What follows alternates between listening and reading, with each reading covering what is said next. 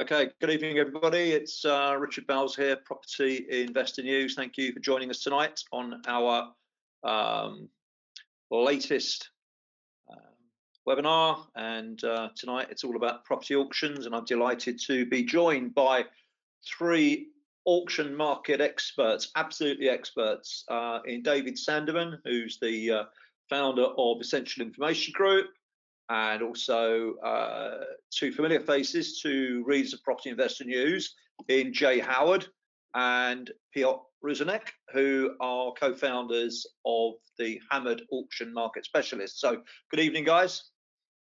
Good evening, Richard. Thanks for having us. Thank you, Jay. Look forward to seeing you on Saturday at the Property Investors Awards. Yes. Look forward to that with great anticipation. It's rare I get to drink so much and charge it to the company. Looking forward to that one. For those of you who are not familiar with us, we've got the Property Investors Awards on Saturday night at the Grosvenor House Hotel in Park Lane, and Piotr is one of the, I think this year, Jay, it was the I think there were 66 judges this year, Cyril was telling me. So looking forward to that Saturday night. Okay, so believe it or not, apart from what you see in front of you, we have no slides tonight. So this is purely going to be a discussion on what's happening in the property auction scene, what's been happening, and maybe some insight from the guys as to where they see the marketplace for auctions, obviously directly linked with the property market itself. Going into 2025, which is obviously approaching quite quickly. So, David, I just want to make sure you're there and you can hear me. Yeah, can you hear me? Yes, I can, sir. Good evening. Lovely. Good. So, all the tech seems to be working for once. Most unusual for our webinars, but there we are. Okay, so let's kick this off. Jay, I mean, what's in fact, no, David, let's go to David first, because you really have got your finger on the pulse, haven't you, with the property auction scene, and you produce a monthly data analysis and massive sort of numbers driven content on what's been happening all around the UK. So David, give us a flavour, give attendees tonight a flavour of what's been happening. Well, it's been staggering, actually. I'm just on my newsletter. If anybody wants to go to our site, eigroup.co.uk, you'll see under news and information, I think it is, newsletters, where we've been the last about 12, 13 years. Every month we produce a report as to what's happened in the previous month, and then on a quarterly basis and an annual basis. So I'm just looking at the stats now for the last newsletter we sent out. And in the residential sector, I think is where most people are, we saw a 66% increase in the amount raised at auctions compared with October last year. Unbelievable number. Yeah, I've never thought they used to be single digit. You know, for many times it might go up sort of 8-10%. I've never seen these sorts of numbers before, and that's both on a quarterly and an annual basis. So this year numbers are up in the residential sector 21% in terms of amount raised, and the number of lots sold. Auctions up 15%. So it's a really very active market, and I think this is because auctions are so much more accessible now. Before, you basically had to go to the room if you want to go to an auction house pre-COVID, and now they're just cropping up online, very easy to take part, and simple to use. Yeah, of course. And David, what would you say is the obviously you've highlighted the technology shift. Obviously, it was already in place pre-COVID, pre-2020, but the whole online world obviously developed quite quickly. Zooms and then of course also the auctioneers switched much more to online than in the room. But are there any market conditions that have also added to that? As in, for example, the anecdotal commentary in the media about landlords selling up? a bit of that we see.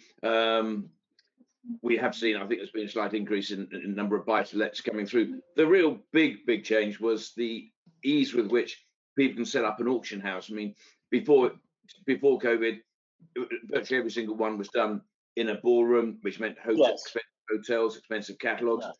Came online, and the barriers to entry into the auction market, if you want to run an auction, has reduced dramatically. So we're seeing people who were estate agents and no intention of doing auctions are now doing it because they can use our software to do it so easily. Right. So it's the ease of access, basically. Yeah, from both sides, from the auctioneers to a platform to hold an auction on, and for the buyers and bidders, ease of getting in to go through. You know, gone are the days of having to go into central London, sit in a stuffy room for 5 hours waiting for the lot to come up. No, you just get a reminder on your phone. And David, does this 21% increase include IM sold auctions as well? Or we're not. No, we're keeping those out of these stats. Our newsletter stats don't include the IM sold number because they would skew it even more. Yeah, makes sense. What we want to be comparing like with like.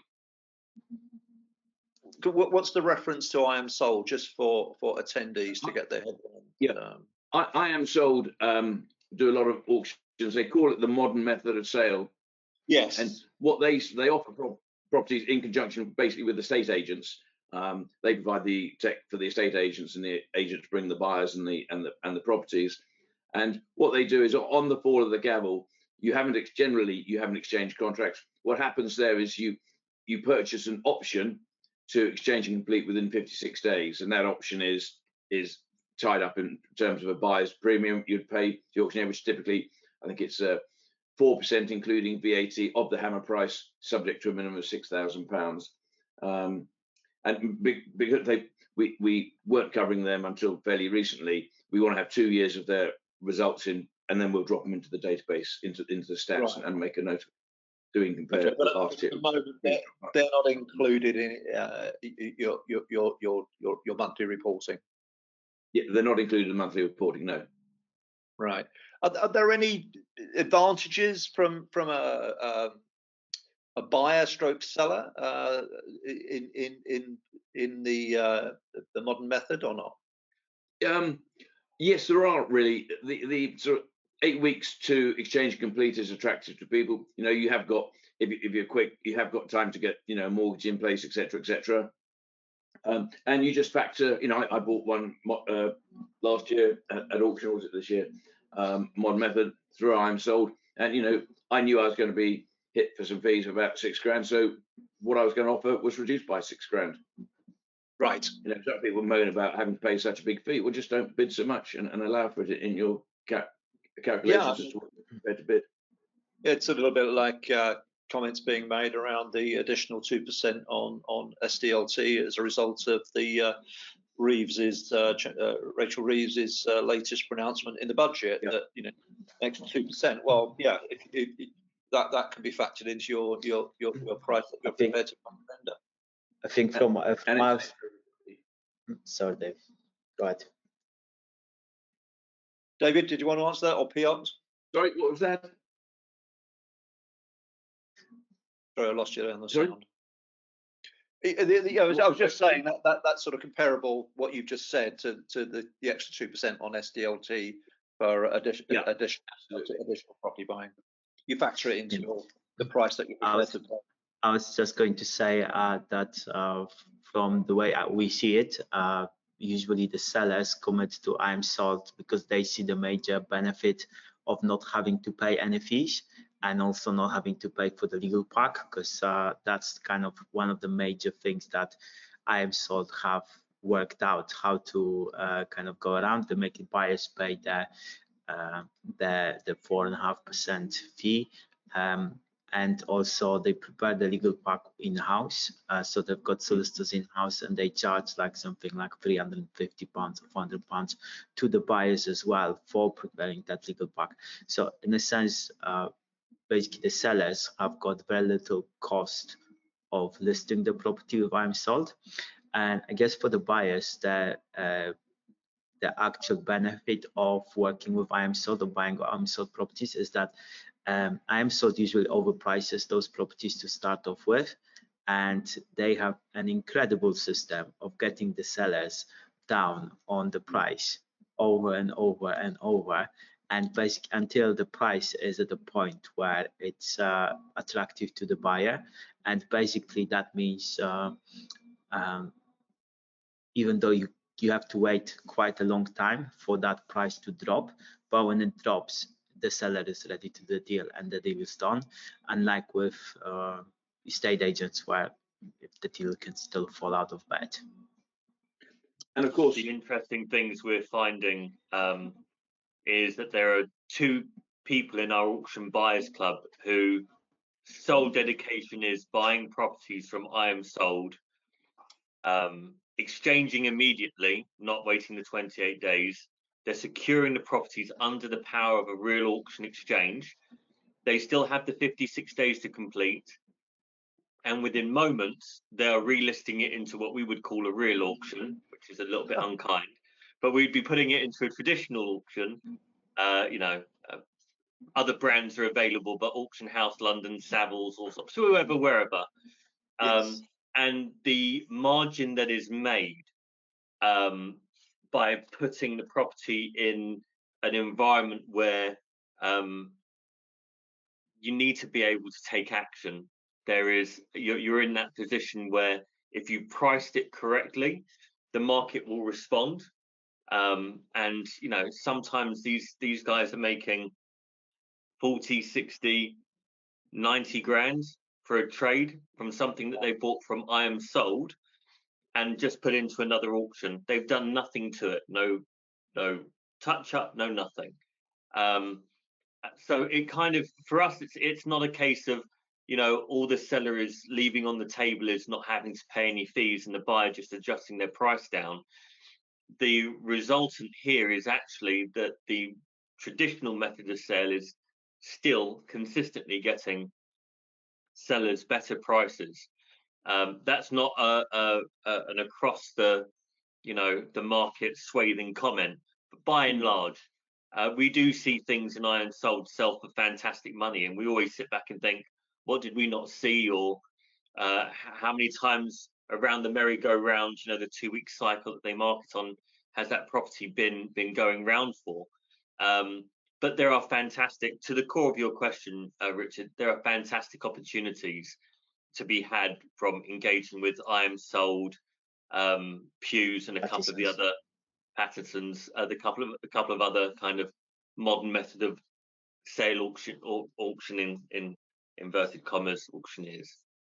Right, Jay, can you just repeat, because getting a little bit of breakup on just the text. So can you just repeat, apart from IMSold, which are the other auction houses that are using the modern method of auction of service? Well, you have the large ones are IMSold, Pattersons, Pews are probably the larger kind of purveyors of that. But Auction House as a brand have really kind of taken to that in certain areas of the country. Obviously, it's a franchise model, so different franchisees use it. But the real person to answer that question is David. He knows knows all the auctioneers that would be using. I mean, we stick to the core, but there's over 360 auctioneers nationwide. That might boggle some minds. And and just to pick up on this, Pews, if I'm not mistaken from memory, they're northwest based historically, aren't they? And Pattersons are northeast based, northeast England, not northeast London. Yeah, correct. And what's important to note is that the estate agents absolutely love doing the modern method of sale for lots of reasons. Most estate agents, just in private treaty, they'll struggle to get more than 1.5% commission from the vendor, and they only get paid when the sale goes through and completes. So they might have it on their books for 6 months and earn nothing out of it. With auctions, what happens is generally the auctioneers will split the fee, typically 50-50 with the estate agent, and that is on day one when the hammer falls. Oh, right, okay. And so you think private treaty might average time from an offer being made to an exchange might be, completion might be 6 months. and you don't get your fee as an estate agent until it's completed and you've been paid your commission deducted from the sale price. Whereas online, the moment the gavel falls, £6,000 or the buyer's premium is taken directly from your credit card or bank account, and is split there and then pretty much with the estate agent and the promoter of the auction house. So they absolutely love it. You know, it's 2 or 3 times more commission they're going to get, and they get it at the very beginning of the transaction. And if the person doesn't go ahead and buy, they still get the fee. Of course, yeah. You're committed. When it's, you know, when the hammer goes down, if you don't subsequently go through, you've committed your that fee. I mean, we buy and sell at auction on a regular basis. That's the core of our investment strategy. And there's only one reason why we have never sold through the modern method, because we are not paying the agent / auctioneer a fee. It calls into question who the agent / auctioneer is actually working for. If the fee is paid by the buyer, then the auctioneer is motivated to secure that buyer and that property at the price that suits the buyer, not necessarily working in the best interests of the seller. Now, that may not come into question on 8 out of 10 of the lots, but it's the only reason we haven't used it yet. And David's right. The agents love it. They pretty much double their fee day one. They then, once they hand the client over, it's up to a call center at I Am Sold, just picking on I Am Sold randomly, where they now handle everything. The agent basically steps back. So not only are they getting double the fee, but they're doing 1/10 of the work. It's a fantastic business model. It's absolutely fantastic. Some of the posts they put on social media about how much money they have generated in partner agent fees is absolutely astronomical. And if I had less of a soul, I'd be inclined to do the same. One agent, I think, in the last quarter, had made 160-something thousand pounds, and thought, well, yes, please. I can see why it's attractive. It certainly works. Yeah. Just want to clarify something. Go on, David. Richard, Pew & Co don't do modern method of sale at all. They're part of the SCL group, and none of the members of that group do. Oh yes, they sold out to Pew sold out to Edison's, which also recently SDL, and SDL did modern method of auction, but they sold their modern method of auction pipeline to I Am Sold maybe 6 months before they were bought out by Edison's. That's interesting. So it's basically Pattinson's and I Am Sold that are the big kahunas in that area, David. Yeah. Okay, thanks for that. So just before we move on to anything, just to clarify with everybody, this is, we want to make this as interactive as possible. These guys can talk for England, Wales and Scotland when it comes to auctions, but we want to know what your questions are. So please use the question box and throw in anything for the guys to answer. I mean, it already highlighted something that some people who maybe are, considering property auctions as a route to market to either buy, which obviously, with the TV programs has really highlighted the auctions market. But in over the last decade or so, but obviously, it's also a route to sell, never mind buy. So, we feature a number of people have over the years in Property Investor News that use property auctions as both a buying opportunity, but also a selling. I mean, we featured people like Paul Ribbons, who regularly uses auctions to sell, and then of course, a number of people use it as buying. Okay, so the questions are starting to come in. And before I get these questions answered, and as I say, please do use the box. We'll do them in batches. So Piotr and Jay, can you just briefly just tell people about Hammered, but also your auction buyers club as well. So just people know where you're coming from in terms of your expertise and how you what you do within the auctions market. Yeah, so Hammered is something that we created to help people sell property at auction. It sounds rather mundane, but following on from lots of data that David puts out and the auctions that we watch on a weekly basis, we have a fairly good pointer on which auctioneer does well in certain areas or with certain asset classes. We know who has got an active database and a market for certain properties in certain locations. If you were to call up any auctioneer as a random seller, they will sell to you that they can sell any property anywhere. Well, 90% of the auctioneers would be saying that. And in some cases, they would be right and you'd be lucky. In others, you wouldn't be lucky. So we basically remove the luck element of that out of the equation. We know which auctioneer will be able to do the best job for that asset in that specific area. And that's not to say other auctioneers aren't great. We play the numbers and we know who has the better chance on the day. So simply that's how Hammered operates. We operate as joint auctioneers, and there's no additional cost to having our services. We split the fee with the auctioneer, and we're always very open about that. It's not 4.5%, sadly. Otherwise, I'd be living in the Bahamas, sunning myself up. As you can see, I could use a tan. The Auction Buyers Club is a micro community that we created during the first lockdown. There were a lot of people, as David rightly said, when the auctions blew up massively in the first year. I think the market size increased by about 25%. It was huge. So many people were just buying properties sitting on the loo or on the beach in Malaga or wherever it was what they were. And we were fairly well known on like Facebook and LinkedIn, and we just kept getting tagged in all of these posts. Oh, I didn't know this, and I've just bought this property, and what a terrible mistake, and how do I get out of it? How do I do this, that, and the other? And we thought, well, this is horrendous. So we created the Buyers Club as a platform for active buyers that are interested in auctions to buy properties in a safe and secure environment.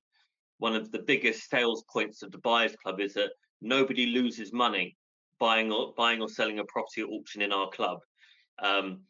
You may go 6 months without buying anything because we'll tell you it's terrible, or to point out all the things that are wrong with it that you may not have seen. But you can always leave with the same thing that you came in with. So our focus is making sure that if you are going to be buying at auction, that you're doing it intelligently and safely. And when I say micro community, we're limited to 24 people in that environment. But we have plans for 2025, which are spectacular, even for my small brain. It's the brainchild of Piotr, but we're not really ready to talk about that. But the Buyers Club has been active almost 5 years in about 4 months, I think, 4 or 5 months. Yeah. And I think this year people have done about £80 million worth of deals so far. So it's pretty active. Okay, so the one thing you haven't mentioned, which links me straight to the very first question that's been asked by Sada, is he's new to auctions and trying to learn and consider buying. So I would suggest, without even Piotr or Jay having to say anything, that readers of Property Investor News are able to obtain a book which is given to new subscribers or sent out to new subscribers, and it's called, what is it now, boys? Before the Hammer Falls. Before the Hammer Falls. The second edition. The second edition, correct, which was only published very recently, wasn't it? The second edition. Just about 6 weeks ago. Yeah, there we are. So that's sort of relatively hot off the press, and you can get that for anyone that's interested in subscribing to Property Investor News. You'll be able to get that completely free as part of your first month subscription. I'll put up a slide later on, and you can get that copy. Now that will help anyone. In fact, tell people what it's about, Piotr, the book. And so the book is a complete guide to buying and selling properties at auctions. It really goes from start, how to find properties, how to assess them, how to do viewings, how to make offers, how to review legal packs. And it's quite an in-depth guide to everything that's needed to buy and sell properties at auctions.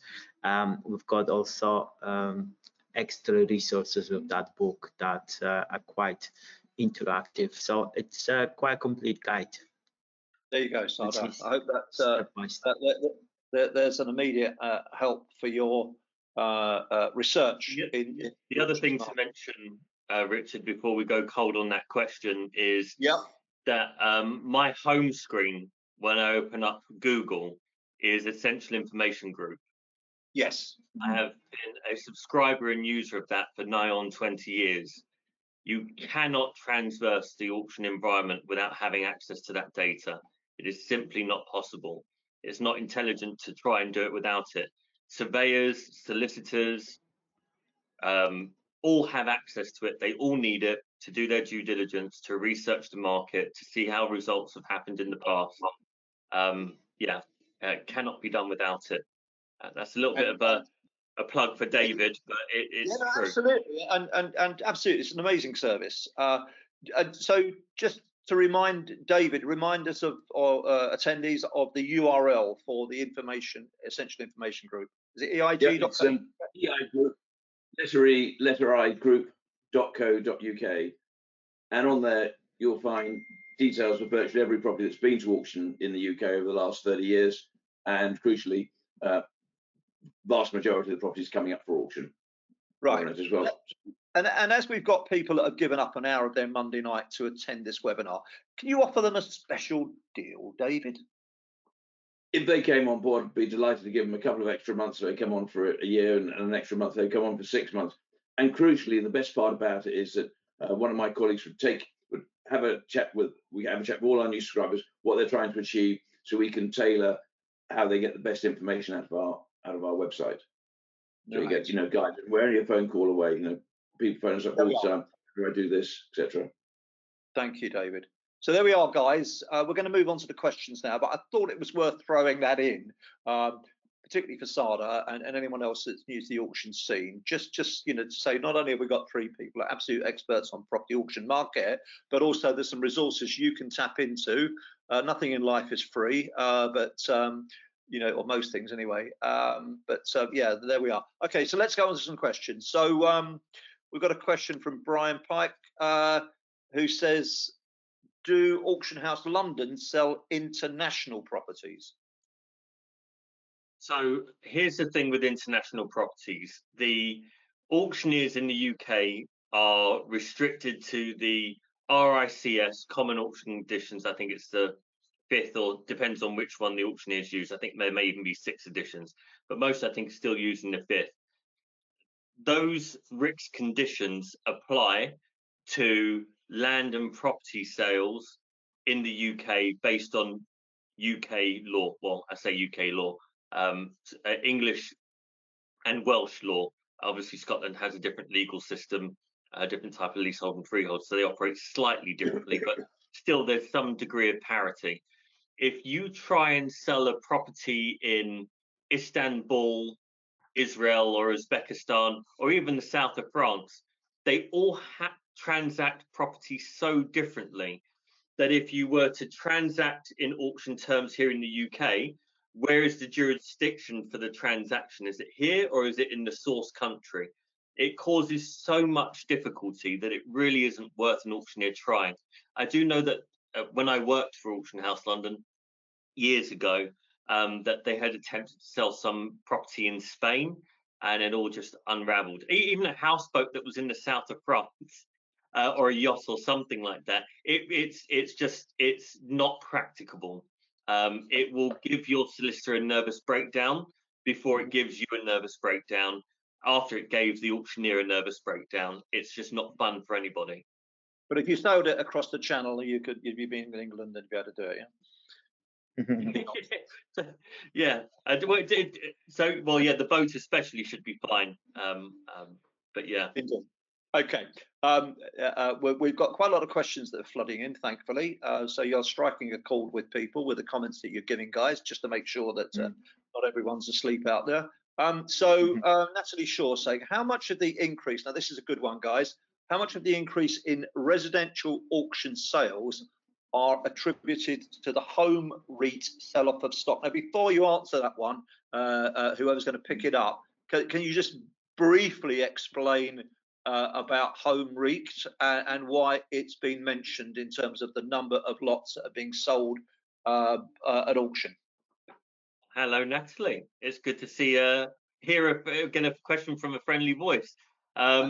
So home REIT is a real estate investment trust, REIT, real estate investment trust, and they had some rather dodgy dealings. I don't think I'm going to be pursued in court for libel or slander on that point. And it all fell out of bed. It lost a couple of institutional lenders, a couple of tens, if not hundreds of millions of pounds. And there was a fire sale that's been happening for at least the last 18 months. And their auctioneer of choice was also residential. But I think that tap is slowly drying out. I don't know how long that's going to go on for. But you could very easily say in a 350 lot catalogue over the last 12 to 14 months at the very least, 50% of that was home REIT stock, which would look almost like HMOs or blocks of flats that were listed anywhere between a third to an eighth of their value, and then would be selling for not even a scratch on what they were bought for upwards of 2 to 3 years ago. It was a bit of a bloodbath. But Natalie, the increase in residential stock coming to auction was happening. Well, it's been measured by David and his crew for 30 odd years. But if you go back as far as 2019 to 2020, that was a 20 plus increase, and you're probably seeing along the same values year on year as an increase to market share. And you kind of have to also filter in the modern method of auction numbers as well, which are significant. I think it's been hinted at previously that the modern method of auction is doing somewhere near to the same volume as the traditional auctions. And if that's true, it's a doubling of market share in a very short period of time.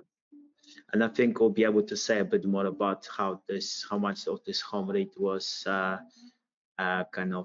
contributing to also results by seeing results from obviously November we already have, and they only sold 36 million pounds worth of property only, because they normally sold 60 to 90 million pounds worth of property this year. But the home REIT stock is kind of dried down, and I don't think there is much or any of it being offered anymore. So it's the results in December will kind of indicate a bit more how much of it was home REIT and how much of it was many other sellers. Okay, I mean, it's probably well worth mentioning, obviously from the point of view of Property Investor News, that Piotr and Jay, you highlighted a lot earlier this year, which we had featured as a case study interview of a lot up in the Midlands that had been sold, and when it was sold by the original owners, it was sold to a buyer, and then went sold on to home REIT. And from memory, I think when it was sold, which we featured in the magazine, after we'd featured it in the magazine, it was then sold for something like 1.9 million. But then with the auction sale through home REIT, it sold for, I think, maybe about 850. Yeah, 800 or 850. Yeah. So that's a big haircut, isn't it? Massive. Yeah. And that's not untypical from what you've said.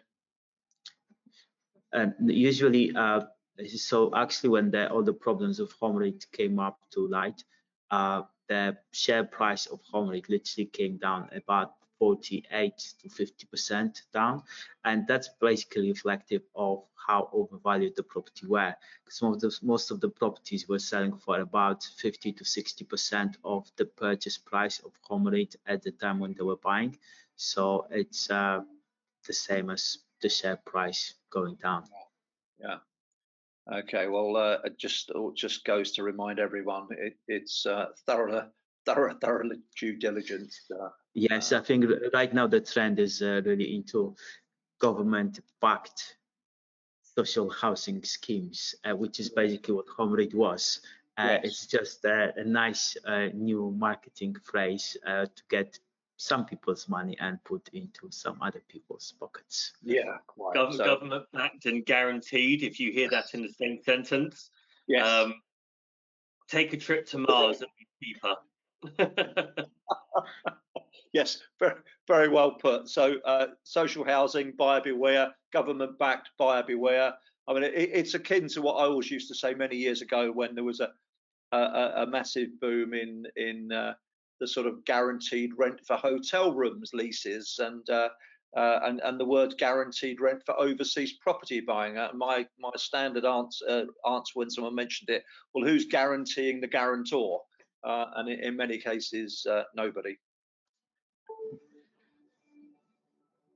Hello, right? Yeah, okay. So let's move on to some more questions. So we've mentioned already modern methods. So David Manchester says, is it now a good time to sell through auctions? And would you choose the modern method or the traditional method for selling a 2-bedroom apartment in Portsmouth? There's a very specific question there, guys. Want to try and answer that one?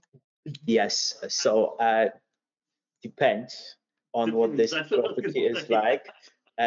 However, I'm assuming this property, if it's in a good condition, there's literally nothing wrong with it.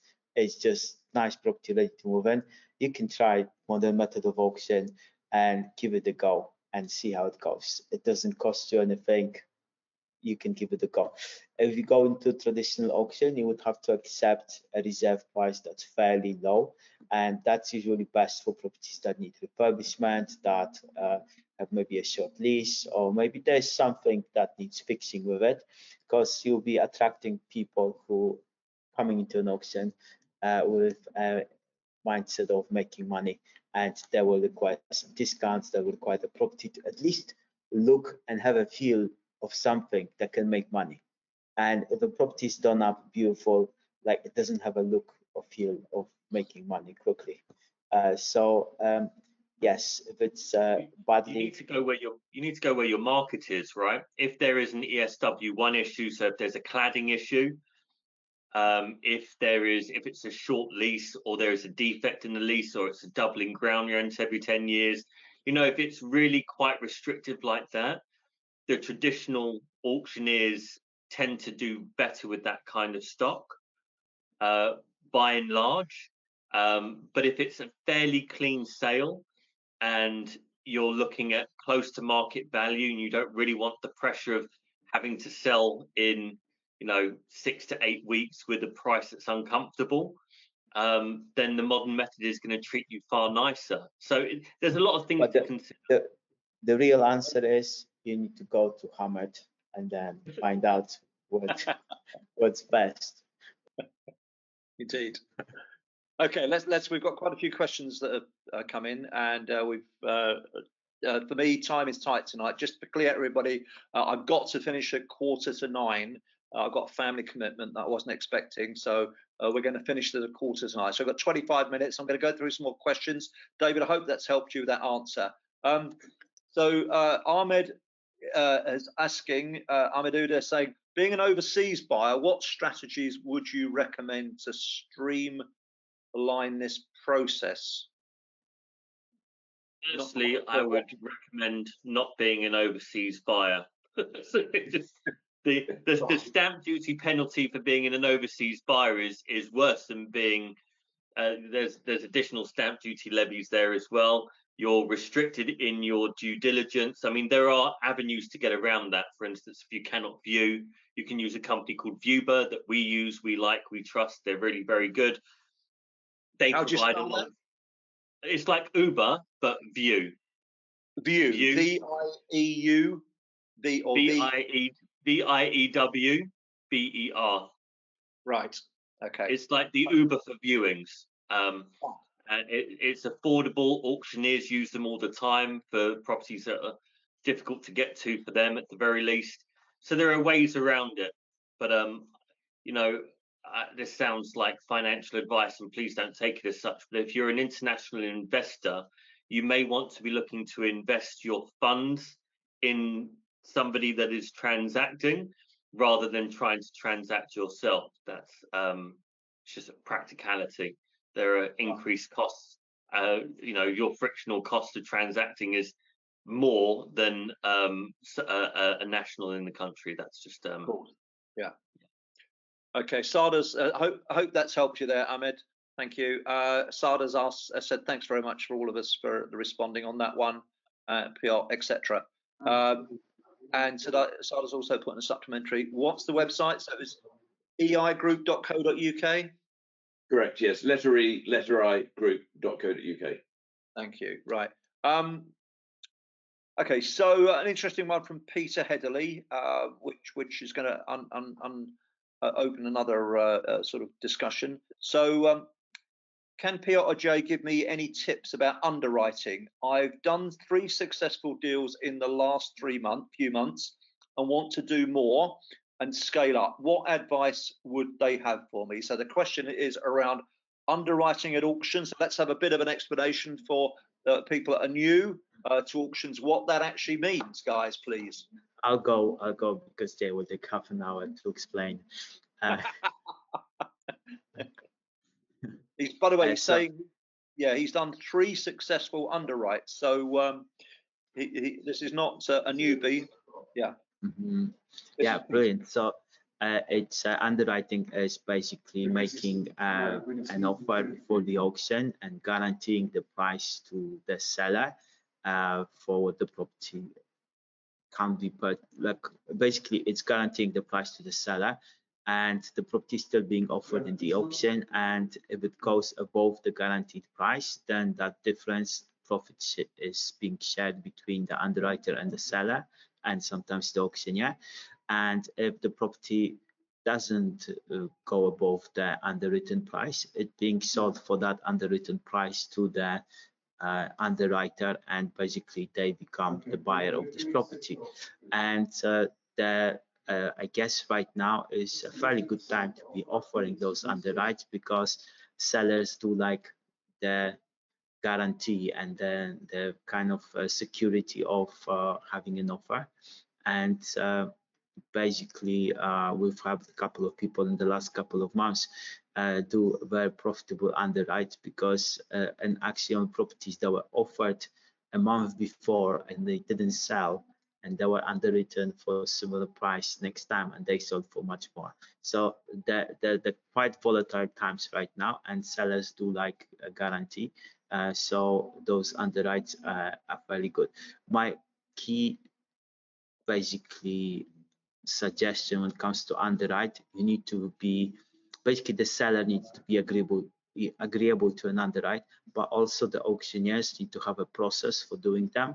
And there are many auctioneers who refuse to do underwrites because they don't like them, they don't have a process for dealing with them, and sometimes they just have a rule: we don't do underwrites, we just want to sell in the auction.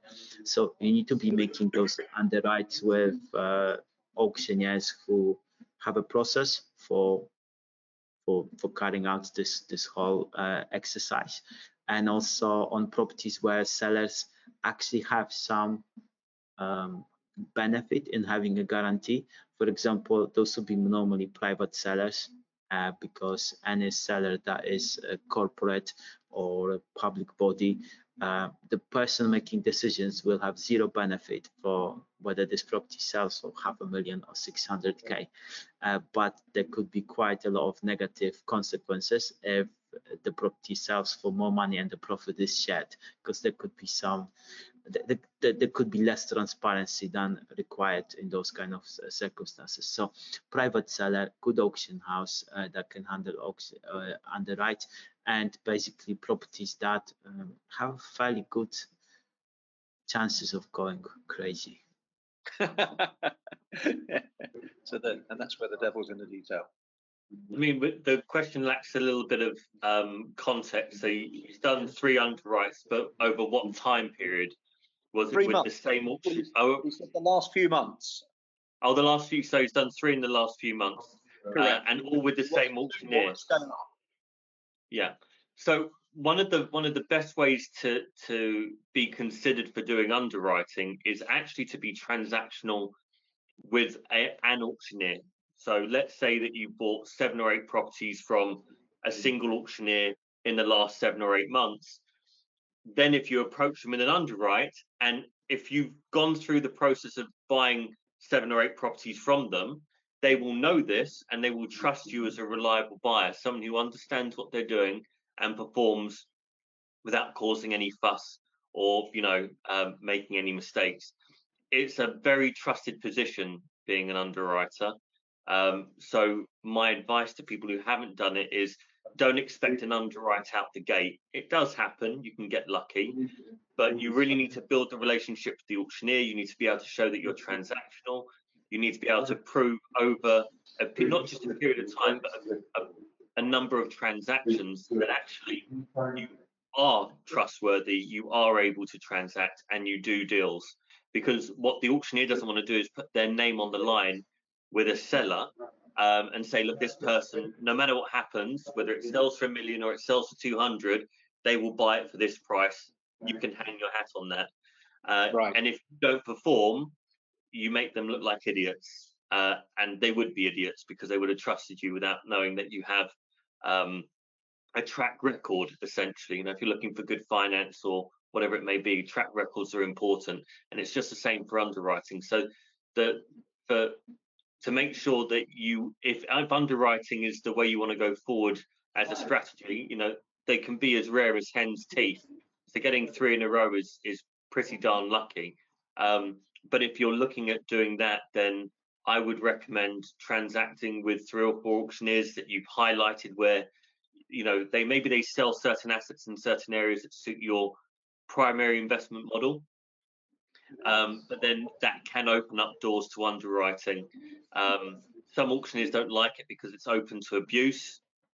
Maybe the member of staff for the auction company is underwriting things and it's not the best pricing or strategy for the seller, or the flip side is that someone's done an underwrite or 2, then a member of staff goes underwrite crazy and gets that winning underwriter who's made 10, 20, 30,000 pounds to underwrite some real dogs that they're not really prepared to own or buy themselves, and that can unravel. So the abuses, generally speaking, aren't buyer or seller side, they're auctioneer side. So you just need to be very careful that you're not being stuffed into a deal per se. Okay, Jay, thanks. I'm not sure who's got some background on the audio here, so you can just please, you guys just check that you've not got a background, because I'm just occasionally hearing some voices coming across, and obviously that's not helpful for listeners. Okay, so thanks for that. Hope that's helped you, Peter. And by the sounds of it, you're having some success with that process. Yeah. And David says, with respect to the Portsmouth property that he mentioned, there's nothing wrong with it, and says thanks for your responses. Okay. And Peter Headley has now said yes, all 3 were done with Auction House London. Yeah, they're quite positive on underwriting. Auction House London have been for years, so that makes sense. Yeah, and he's saying, yeah, he's developed a relationship with the auctioneer. It's what I'm doing now. Yeah, great. Okay, so all of a sudden the questions have sort of hang on, we've got a detailed one here. Let's go into this. So right, okay, so we've got a double question here.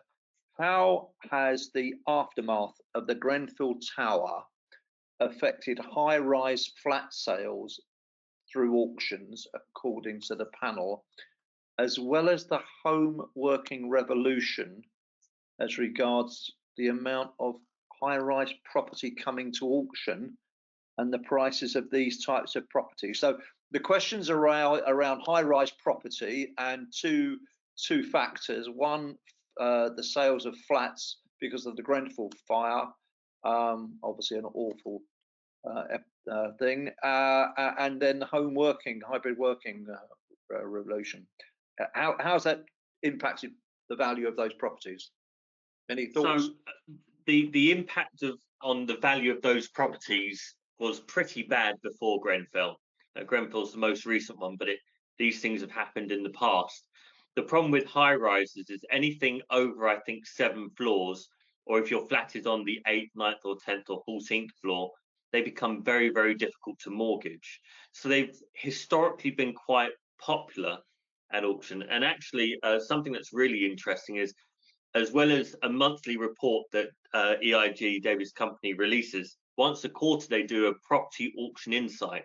So they take an element of the market and they really expand in it. You can change little counters, you can do a real deep dive into the data.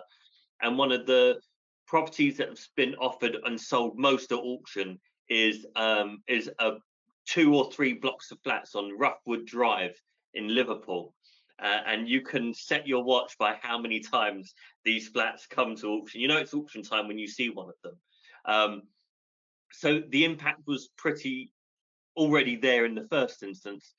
What you might be surprised about is actually the biggest impact wasn't on high-rise flats, but actually blocks of flats below 7 stories, which aren't really considered high-rise, like maybe 4 or 5 story. Because whereas previously they didn't need an EWS1, because maybe they didn't have cladding, maybe it wasn't purpose-built, all of a sudden you needed these requirements. And if there was a certain percentage of material on the outside of the building that was classified as cladding, you then had to get an EWS1, or you had to remedy it, remove it, do whatever.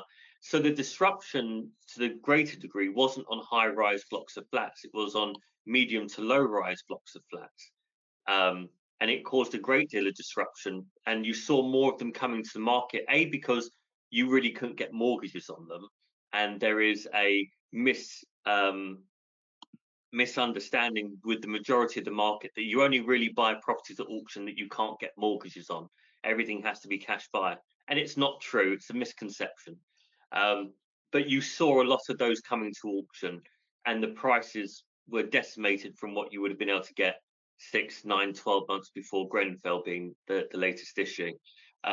Working from home, actually what you saw was not really an impact on residential value, but an impact on commercial property value in the office space at the very least. And that's something that still hasn't really fully recovered, although there are big national and multinational companies that are trying to drive their workforce back into the office, because obviously there is value to people working with each other. You know, you hear how someone talks on the phone. If you're training new staff, it's good for them to be in an environment. And there's a lot of disconnect with the working from home environment, not for everybody, and not for every job within every industry. But those things are still struggling. So the impact, yes, would have remained with high rise, but it really affected almost every type of leasehold property, barring the ones that weren't purpose built, like Victorian houses where someone had gone in and split it into 3 or 4 flats. It didn't really affect those, but purpose built flats were by and large affected by that and remain affected. There are still some properties that we've quoted on for selling where everything is kind of stuck in the mud because they're waiting to get the freeholders are arguing with the local authority about how much grant they should be given to resolve the cladding issue, etc., etc. So, yeah. Yeah. Any thoughts on that? No, seems to have disappeared. Are you muted? Piotr, can you hear? Yes. Sorry, I was muted.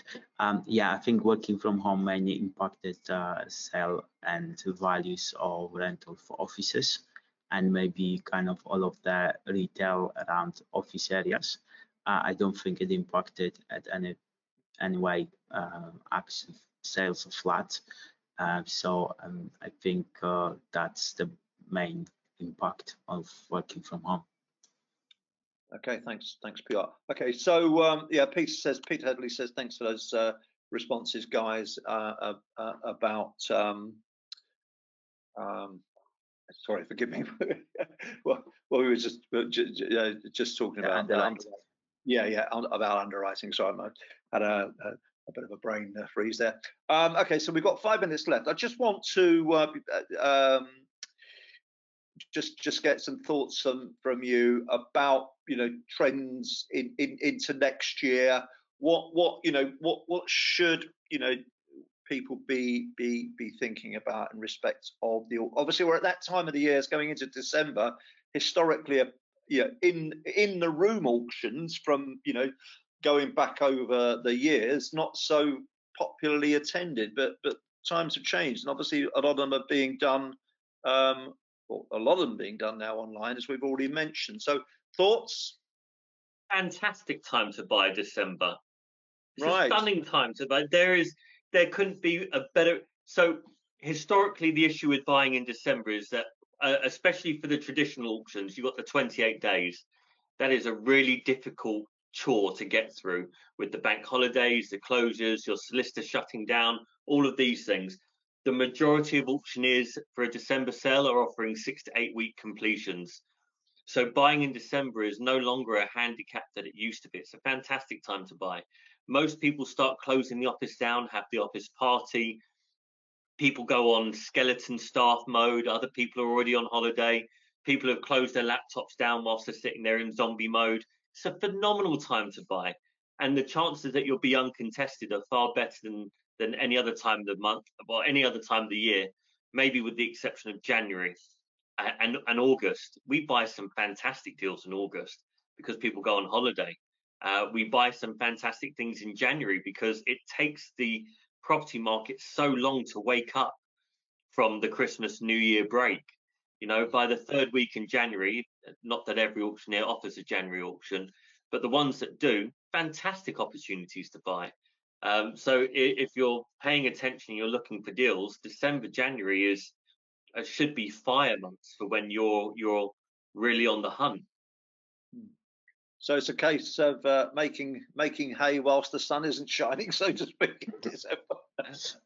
I also think that December is a great time for buying things post-auction, because if something didn't sell, there is a massive push for people to want to tie things up before Christmas. And that's where the best deals happen, really post-auction in December before Christmas. Well, I've done two auction deals myself, buying, and both of those were post-auction bids, and both were successful. So I can only endorse.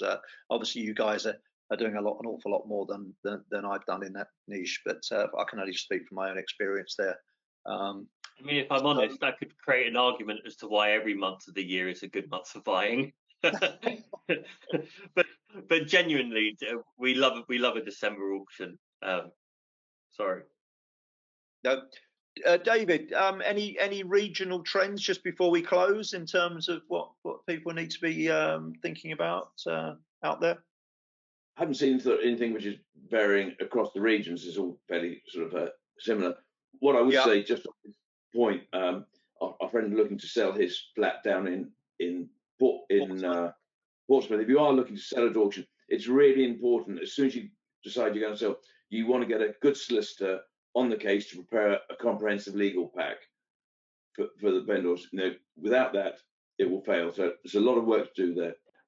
And the other thing is, if you are looking to buy at auction, we run the bidding for a lot of the auctioneers at bidder registration, and it staggers me that some auctioneers are seeing 30% of their buyers, the people actually end up buying the property or winning the auction bid, haven't downloaded a single legal document. You really are playing with fire. You've got to do it.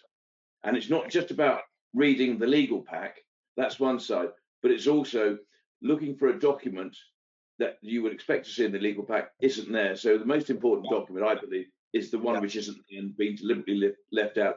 And an example of that would be, if you're thinking of bidding on a leasehold flat and there's no management accounts for the last 3 years, why not?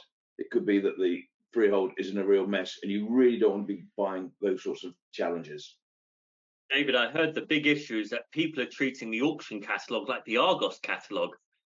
Indeed, they think it's click and collect, and if you don't like it, you phone the credit card up and get your money back. Well, you do if you don't like something from Argos. When it's an auctioneer, you don't. So you've been warned. There we go. Thanks, guys. That's one of David's famous lines. I kind of just teased him with that. Sorry. Yes, I also might have heard that one before, chaps. But it's always good to remind. And obviously, I just, the number of auctions that, in the days when, for example, we were at Savills every time, and you'd have a flood of people coming through the door, eager to be bidding, and where's the legal pack, and it's like, what, you haven't read it yet, you're about to bid, and it just staggers me. Well, the madness of crowds, I always used to think about it. Okay, I'm afraid we've run out of time, chaps. Listen, I very much appreciate your input tonight. That's Jay and Piotr and David Sandeman from the EI Group for your input tonight on this property auction special.